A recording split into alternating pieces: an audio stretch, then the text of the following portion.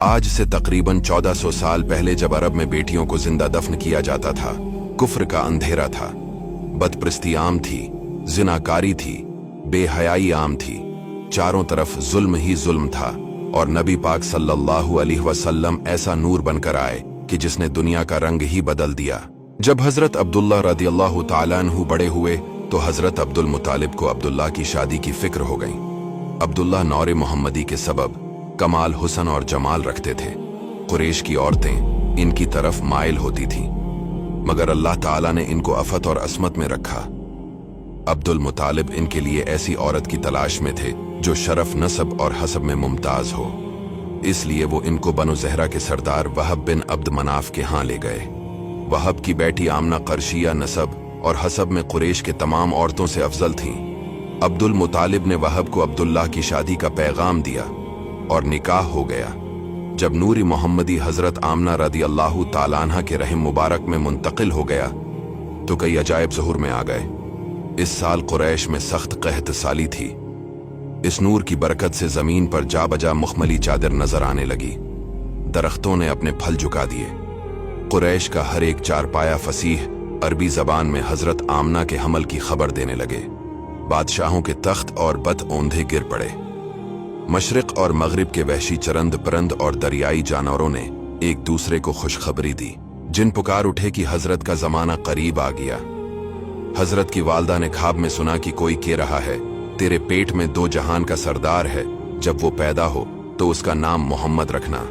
जब हमल शरीफ को चांद के हिसाब से पूरे 9 महीने हो गए तो हुजूर अलैहिस्सलाम 12 रबीउल अव्वल पीर के दिन फज्र के वक्त कि अभी आसमान पर बाज सितारे नजर आ रहे हैं,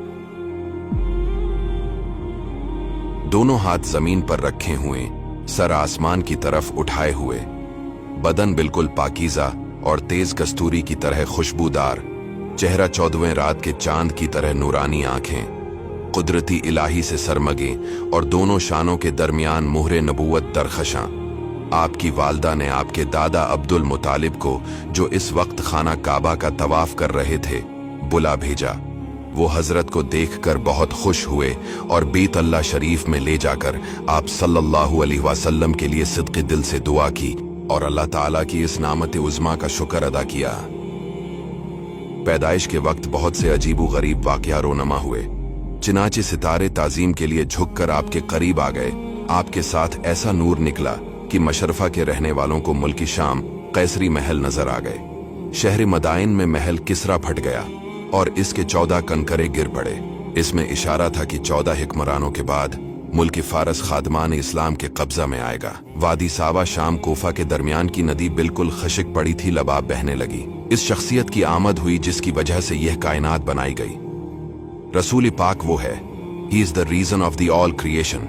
रब फरमा रहा है, हदीस कुदसी है कि ए महबूब, अगर तुम्हें न बनाता तो ये कायनात ही न बनाता, न ये चांद बनता, न सूरज बनता, न आसमान बनता, न जन्नत, न हम होते न आप होते, जिसकी वजह से मैं और आप दुनिया में आए हैं। जब उसकी विलादत की बारी आ रही है तो देखो दुनिया को क्या मैसेज दिया जा रहा है।